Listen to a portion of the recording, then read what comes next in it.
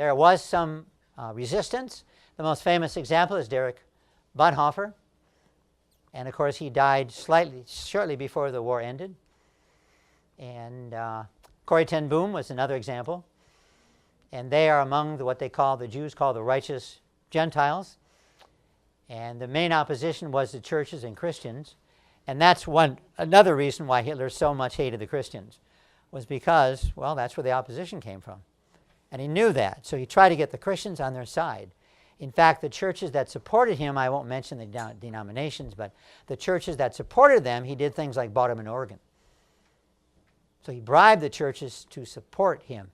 And unfortunately, most of the churches did support Hitler. That's another talk, but when I was in Germany, in West Germany at that time, I remember seeing a sign, and I could read enough German to read the sign. It said, "In honor of the brave soldiers died defending the fatherland." And my thought is these were probably people that were killed by soldiers that were killed by Americans, because that was in the West. And how many Americans were killed by the Germans? How many Americans are Lutheran? Lots. How many Germans were Lutheran? I was in a Lutheran church when I read this sign.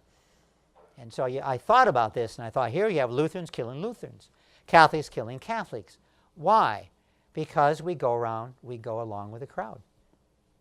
I was going to say go around with the crowd, and I guess that's a better phrase. We go around with the crowd. And that's unfortunate, but we do. This right here is the wall of the righteous among the nations. These are Gentiles who helped save Jews, and there were many. In fact, they're just coming out now how many there were. And primarily they were Christians.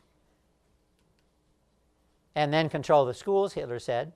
And you can see the swastika. And Mein Kampf replaced the Bible. And Darwin replaced the Bible. And we can see that today in our schools as well. Let me control the textbooks and I will control the state.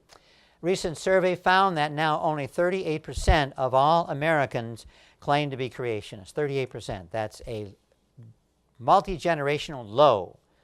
Why is it so low? Because what do we indoctrinate kids to in the schools? Darwinism. And how could you believe in Darwinism? Well, when you present it the way I do, which is true, you're not going to. But they present it in such a way to where it's widely accepted. And therefore, most people who go through the school systems accept the Darwinian worldview. And I have a book I'm working on, which should be out soon, called Darwinism is the Doorway to Atheism. And I show how, indeed, Darwinism is the doorway to atheism. And I was once an atheist. By the way, many Christians were at once an atheist. And we have seen both sides. I've been on both sides. Whereas many Christians were reared Christians, and they accept it because that's what they were taught, and they really can't defend it. Were people who were once atheists, and there are a number of well-known Christians who were once atheists.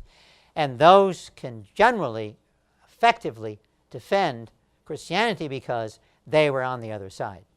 When I was an atheist, I noticed that we spent more time talking about Darwinism than we did about atheism. And I said, why? Why our magazines, it's so much is about Darwinism? Well, they said, well, Darwinism is the doorway to atheism. So we push Darwinism because we know that's the door to our worldview. And I thought about that then. Well, and since then I thought a lot about that. And here you see the goal is to indoctrinate the youth. They realize that we're not going to make a lot of the older people Nazis. The goal is the youth. And so they started organizations, and there are many organizations, where the goal was to indoctrinate the youth in the ideology of Nazism. By the way, you know what Nazism means? What does Nazism mean? They keep saying in this book I just read, very accurate, except kept calling Nazism on the right. They're ultra-right. What does Nazism mean? The National Socialist Workers' Party. You tell me the National Socialist Workers' Party is on the right? It's left. Okay? Nazism is left.